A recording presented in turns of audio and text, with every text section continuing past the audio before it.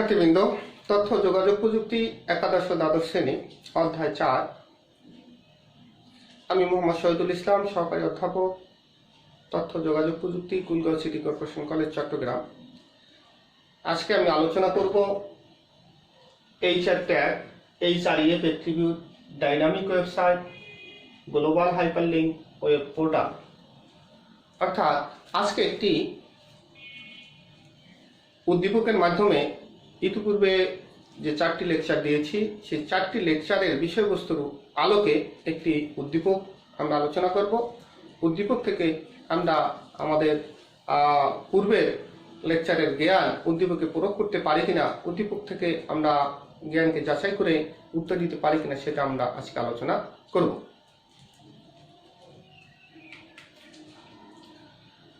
উদ্দীপকের আলোকে আলোচ্য বিষয়ের আলোচনা। শিলাদের কলেজের ওয়েবসাইটটি সার্ভার এবং ব্রাউজারের মধ্যে উভমুখী ডেটা সরবরাহ করে। শিলা একটি ওয়েব পেজ তৈরি করে যাতে আওয়ার বোর্ড লেখাটিতে ক্লিক করলে www.eboard.edu.bd ওয়েবসাইটটি প্রদর্শিত হয়। আমাদের উদ্দীপকটি হলো এই। ক, HR কি?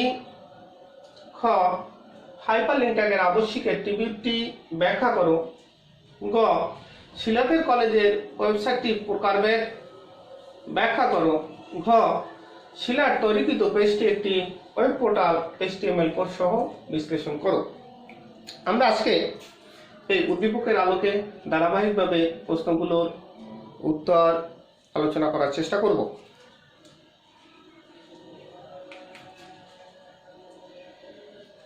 HR কি?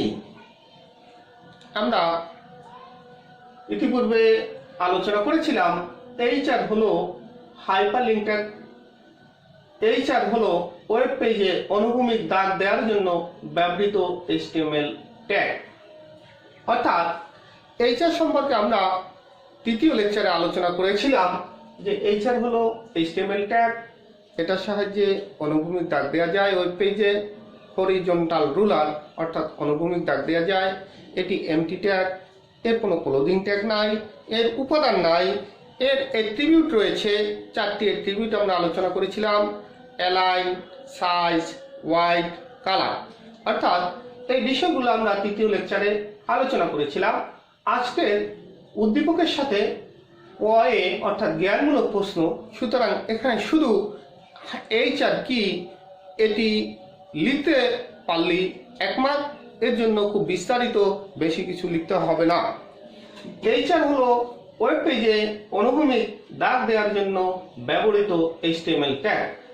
এই সেন্টেন্স বা বাক্যটি দ্বারাই আমরা HR কি পরিপূর্ণভাবে বোঝাতে সক্ষম হয়েছি। হাইপারলিংক ট্যাগের আবশ্যিক অ্যাট্রিবিউট ব্যাখ্যা করো। এটি অনুধাবনের প্রশ্ন। এর নম্বর হলো 2। এখানে হাইপারলিংক ট্যাগের আবশ্যিক অ্যাট্রিবিউট আমরা উত্তরটা পড়ি। HREF হলো হাইপারলিংক ট্যাগের আবশ্যিক অ্যাট্রিবিউট। অ্যাট্রিবিউট HREF এর অনুরূপ হাইপারলিংক রেফারেন্স। HREF অ্যাট্রিবিউটের ভ্যালু হলো URL, যেখানে পূর্ণাঙ্গ লিংক অ্যাড্রেস দিতে হয়। যে পেজটির সাথে সংযোগ স্থাপন করতে হবে তার ঠিকানা এই অংশে দেওয়া হয়। HREF ছাড়া লিঙ্ককৃত পেজের অ্যাড্রেস সেট করা যায় না। তাই HREF হলো হাইপারলিংক ট্যাগের আবশ্যিক অ্যাট্রিবিউট। আমরা হাইপারলিংক ট্যাগের আবশ্যিক অ্যাট্রিবিউটটি ব্যাখ্যা করো এই প্রশ্নের উত্তর আমরা দিব। প্রথম কথা হলো এখানে জ্ঞান কি, আমাদেরকে সেটি খুঁজে বের করতে হবে। প্রথম কথায় আমরা বলবো যে হাইপারলিংক ট্যাগের আবশ্যিক অ্যাট্রিবিউট কি। আমরা বলছিলাম হাইপারলিংক ট্যাগের ইতিপূর্বে আমরা হাইপারলিংক ট্যাগের আলোচনায় বলেছি যে হাইপারলিংক ট্যাগের 4টি অ্যাট্রিবিউট আমরা আলোচনা করেছি: HREF, টাইটেল, টার্গেট, নেম। তখন আমরা বলেছিলাম HREF হলো হাইপারলিংক ট্যাগের আবশ্যিক অ্যাট্রিবিউট। এখন এই কথাটি যদি আমরা এখানে বলতে পারি হাইপারলিংক ট্যাগের আবশ্যিক অ্যাট্রিবিউট হলো HREF, তাহলেই আমি আমার জ্ঞানের জন্য প্রাপ্ত 1 নম্বর পেয়ে যাব। এখন কেন এটা আবশ্যিক অ্যাট্রিবিউট সেটি বুঝিয়ে বলতে পারলে 2য় নম্বরটি আমরা পাবো। এখানে HREF আবশ্যিক অ্যাট্রিবিউট বললাম, HREF কি এবং কেন সেটা আমরা এখানে বুঝিয়ে বলার চেষ্টা করেছি। দ্বিতীয় প্যারায় আমরা সেটা বোঝানোর চেষ্টা করেছি। HREF হলো HREF এর পুনরূপ হাইপারলিংক রেফারেন্স। এর HREF অ্যাট্রিবিউটের ভ্যালু হলো URL, যেখানে পূর্ণাঙ্গ লিঙ্ক অ্যাড্রেস দিতে হয়, যে পেজটির সাথে সংযোগ স্থাপন করতে হবে তার ঠিকানা এই অংশে দেওয়া হয়। অর্থাৎ যে পেজটির সাথে সংযোগ স্থাপন করতে হবে সেই পেজটির ঠিকানা দেওয়া হয় যে অ্যাট্রিবিউটে, সেটি হলো HREF। এখন HREF এ যদি না থাকে, ব্যবহার না করি, তাহলে আমরা লিঙ্ককৃত পেজের অ্যাড্রেস দিতে পারবো না। অতএব HREF না থাকলে হাইপারলিংকটা কাজ করবে না। এ কারণেই আমরা বলতে পারি যে HREF হলো হাইপারলিংকটাকে আবশ্যিক অ্যাট্রিবিউট। আমাদের এখানে খুবই সংক্ষিপ্ত উত্তর দিলে অসুবিধা নাই। আমাদের বুঝতে হবে যে জ্ঞান কি, অনুধাবন কি, দুটি স্তরে আমাদের চিন্তন দক্ষতাকে প্রমাণ করতে পারলেই আমরা 2 নম্বর পেয়ে যাব।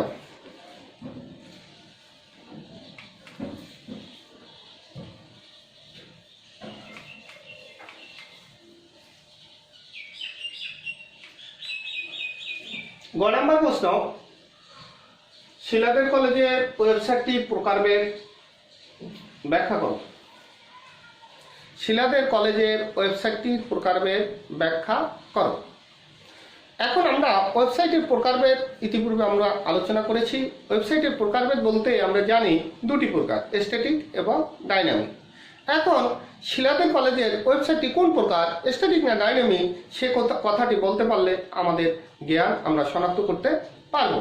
অর্থাৎ এই গ নম্বর প্রশ্নের নম্বর হলো 3। এই 3-এর মধ্যে জ্ঞান শনাক্ত করতে পারলে 1 নম্বর পেয়ে যাব। অর্থাৎ শিলাদের কলেজের ওয়েবসাইটটির প্রকারভেদ হলো ডাইনামিক, এই কথাটি বললে 1 নম্বর আমাদের জ্ঞানের নাম্বার আমরা পাবো। এখন ডাইনামিক ওয়েবসাইট কাকে বলে, ডাইনামিক ওয়েবসাইট আমরা বুঝিয়ে বলতে পারলে আমাদের অনুধাবনের নম্বরটি পাবো। যে ওয়েবসাইটের তথ্য ব্রাউজিং এর সময় পরিবর্তন হতে পারে তাকে ডাইনামিক ওয়েবসাইট বলে। ডাইনামিক ওয়েবসাইট সার্ভার এবং ব্রাউজারের মধ্যে উভয়মুখী ডেটা সরবরাহ করে। অনুধাবনের ক্ষেত্রে একটি গুরুত্বপূর্ণ বিষয় হলো, আমরা এখানে দেখলাম আমাদের জ্ঞান হলো ডাইনামিক ওয়েবসাইট, প্রকারভেদ হলো ডাইনামিক, এই শব্দটি বললাম, এটি জ্ঞান। এখন ডাইনামিক ওয়েবসাইট সম্পর্কে আমরা অনেক কথা জানি, এখন সকল কথা এখানে লেখার প্রয়োজন নাই। অনুধাবনে ডাইনামিক ওয়েবসাইট কাকে বলে সেটি লিখব, সাথে উদ্দীপকে ডাইনামিক ওয়েবসাইটের যে বৈশিষ্ট্যটি দেয়া থাকবে সেই বৈশিষ্ট্যটি উল্লেখ করব। তাইলে এখানে দুটি তথ্য দিলেই যথেষ্ট হবে। একটি তথ্য হলো ডাইনামিক ওয়েবসাইট কাকে বলে, আরেকটি তথ্য হলো ডাইনামিক ওয়েবসাইটের যে বৈশিষ্ট্যটি উদ্দীপকে আছে সেই বৈশিষ্ট্যটি আমি এখানে উল্লেখ করে দেব। তাই আমরা দিলাম যে ওয়েবসাইটের তথ্য ব্রাউজিং এর সময় পরিবর্তন হতে পারে তাকে ডাইনামিক ওয়েবসাইট বলে, এটি সংজ্ঞা। একই সাথে ডাইনামিক ওয়েবসাইটের আমরা অনেকগুলো বৈশিষ্ট্য পড়েছি, সেই বৈশিষ্ট্যের মধ্যে একটা বৈশিষ্ট্য উদ্দীপকে আছে, সেই বৈশিষ্ট্যটি আমরা এখানে দেব। যেমন ডাইনামিক ওয়েবসাইট সার্ভার এবং ব্রাউজারের মধ্যে উভয়মুখী ডেটা সরবরাহ করে। আমাদের অনুধাবন শেষ। এখন আমরা প্রয়োগের জন্য উদ্দীপকের সাথে অনুধাবনের আমরা সমন্বয় করব। উদ্দীপকে শিলাদের কলেজের ওয়েবসাইটটি সার্ভার এবং ব্রাউজারের মধ্যে উভয়মুখী ডেটা সরবরাহ করে, তাই শিলাদের কলেজের ওয়েবসাইটটি হলো ডাইনামিক। এখানে আমরা একটু খেয়াল করি, উদ্দীপকে বলা আছে শিলাদের কলেজের ওয়েবসাইটটি সার্ভার এবং ব্রাউজারের মধ্যে উভয়মুখী ডেটা সরবরাহ করতে পারে বা করে। তো উভয়মুখী ডেটা সরবরাহ করে, সার্ভার থেকে ব্রাউজারের দিকে, ব্রাউজার থেকে সার্ভারের দিকে। এটা আমরা ডাইনামিক ওয়েবসাইটের বৈশিষ্ট্যে পড়েছি। তো ডাইনামিক ওয়েবসাইটের বৈশিষ্ট্যে যেটা পড়েছি সেটা অনুধাবনে দিয়েছিলাম। সেই অনুধাবনের দ্বিতীয় বাক্যের সাথে উদ্দীপকের যে বাক্যের কারণে ওয়েবসাইটটি ডাইনামিক সেই বাক্যটি এখানে আমরা সমন্বয় করে দিলাম। অতএব আমাদের আমরা প্রমাণ করতে পারলাম, অর্থাৎ আমাদের চিন্তন দক্ষতার স্তর প্রয়োগে আমরা অবস্থান করছি সেটা প্রমাণিত হলো, অর্থাৎ উদ্দীপকের সাথে আমরা সমন্বয় করতে পারলাম। আমি আবার এই প্রশ্নের উত্তরটি ধারাবাহিকভাবে পড়ছি। সিলেটের কলেজের ওয়েবসাইটটির প্রকারভেদ হলো ডাইনামিক।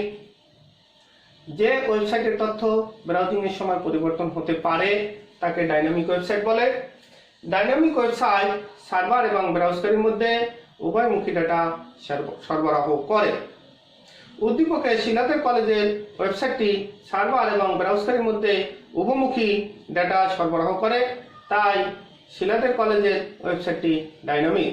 এখানে 3টি প্যারা আছে। জ্ঞানের জন্য প্রথম প্যারা, অনুদমের জন্য দ্বিতীয় প্যারা, প্রয়োগের জন্য তৃতীয় প্যারা। এবার প্যারা করতে হবে বিষয়টি আবশ্যিক না, তবে 3টি স্তরে আমরা প্রয়োগের উত্তরটি সাজালাম। এটি হলো আমাদের 3 নম্বরের জন্য যথেষ্ট। ঘ, শিলার তৈরিকৃত পেজটি একটি ওয়েব পোর্টাল। HTML কোড সহ বিশ্লেষণ করো। শিলার তৈরিকৃত পেজটির HTML কোড আমরা এখানে দিলাম।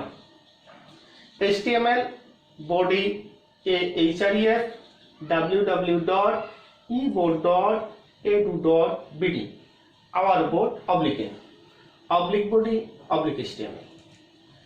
এখানে আমাদের উদ্দীপকে একটু খেয়াল করতে হবে। উদ্দীপকে বলা আছে, আমরা উদ্দীপকে আবার একটু যাই। শিলা একটি ওয়েব পেজ তৈরি করে যাতে আওয়ার বোর্ড লেখাটিতে ক্লিক করলে www.eboard.edu.bd ওয়েবসাইটটি প্রদর্শিত হয়। অর্থাৎ শিলা যে ওয়েব পেজটি তৈরি করেছে সেই ওয়েব পেজটি আওয়ার বোর্ড একটি লেখা থাকবে, তাইলে এই আওয়ার বোর্ডটি হলো লিঙ্ক টেক্সট। এরপরে কোন পেজটি ওপেন হবে? এখানে পেজ ওপেন না হয়ে একটি ওয়েবসাইট প্রদর্শিত হবে। তাইলে ওয়েবসাইটের এখানে ঠিকানাটি দেওয়া আছে, এটি হলো ইউআরএল। ইউআরএল হলো href এর এখানে ভ্যালু।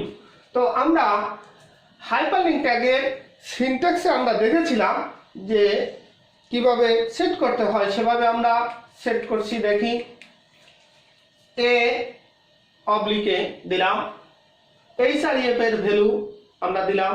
যে পেজটি ওপেন হবে www.eboard.edu.bd একটি ওয়েবসাইট ওপেন হবে। লিঙ্ক টেক্সট হিসেবে আওয়ার বোর্ড লেখা আমরা পাবো। তাইলে শিলার পেজে আওয়ার বোর্ড লেখাটি হলো লিঙ্ক টেক্সট। এই লিঙ্ক টেক্সটে আওয়ার বোর্ডে ক্লিক করলে এই ওয়েবসাইটটি ওপেন হবে। অর্থাৎ href এর ভ্যালু ইউআরএল হলো www.eboard.edu.bd।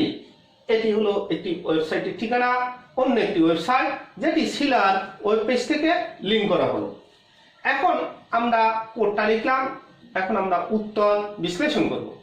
শিলার তৈরিকৃত পেজটিতে গ্লোবাল লিঙ্ক ব্যবহার করা হয়েছে। আমাদের এখানে জ্ঞান হলো গ্লোবাল লিঙ্ক। এখন ওয়েব পোর্টাল এবং গ্লোবাল লিঙ্ক এই বিষয় দুটি আমাদেরকে সমন্বয় করতে হবে। এখানে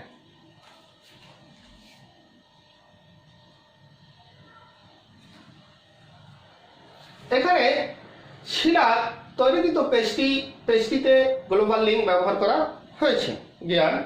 তাহলে গ্লোবাল লিঙ্ক কাকে বলে? একাধিক ওয়েবসাইটের মধ্যে তৈরিকৃত লিঙ্কে গ্লোবাল লিঙ্ক বলে। এখানে একাধিক ওয়েবসাইট, তাহলে শিলার একটি ওয়েবসাইট আর www.eboard.edu.bd আরেকটি ওয়েবসাইট। তাহলে দুইটি ওয়েবসাইটের মধ্যে লিঙ্ক তৈরি হয়েছে, সুতরাং এটি গ্লোবাল, মানে একাধিক ওয়েবসাইট। তাইলে আমরা একাধিক ওয়েবসাইটের মধ্যে তৈরিকৃত লিঙ্কে গ্লোবাল লিঙ্ক বলে, এটা আমরা বলে দিলাম, এটা অনুধাবন। প্রয়োগের ক্ষেত্রে শিলার ওয়েবসাইট থেকে আওয়ার বোর্ড লিঙ্ক টেক্সটের www.eboard.edu.bd অ্যাড্রেসের অন্য ওয়েবসাইটের সাথে লিঙ্ক করা হয়েছে। অতএব শিলার তৈরিকৃত লিঙ্কটি হলো গ্লোবাল লিঙ্ক। এখন আসবো আমাদের অ্যাপ্লিকেশনের, এখানে কথা শেষ, প্রয়োগের কথা শেষ।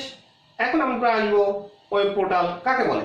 বিভিন্ন লিঙ্ক, কন্টেন্ট, সেবা সমন্বয়ে গঠিত যে ওয়েব পেজে বা ওয়েব পেজের যে অংশে বাহিরের উৎস হতে তথ্য উপস্থাপন করা হয় তাকে ওয়েব পোর্টাল বলে। ওয়েব পোর্টালে গ্লোবাল লিঙ্ক ব্যবহৃত হয়, যেহেতু শিলার ওয়েব পেজ থেকে অন্য ওয়েবসাইট www.eboard.edu.bd এর তথ্য প্রদর্শিত হয়, তাই শিলার ওয়েবসাইটটি একটি ওয়েব পোর্টাল। আমরা এখানে প্রথমে আমরা গ্লোবাল লিঙ্ক জ্ঞান শনাক্ত করলাম। শিলার ওয়েব পেজটিতে যে লিঙ্ক ব্যবহার করা হয়েছে সেটি গ্লোবাল লিঙ্ক। গ্লোবাল লিঙ্ক কাকে বলে সেটা বললাম। তারপরে কেন এটি গ্লোবাল লিঙ্ক সেটি বললাম। ওয়েব পোর্টালের সাথে গ্লোবাল লিঙ্কের সম্পর্ক কোথায় সেটি বললাম। সুতরাং এই শেষের ওয়েব পোর্টালের সাথে গ্লোবাল লিঙ্কের যে তুলনা করলাম এটি হলো উচ্চতর দক্ষতা স্তরের তথ্য। এই তথ্যটুকু আমরা দিতে পারলে প্রমাণ হবে আমরা উচ্চতর দক্ষতা স্তরে অবস্থান করছি।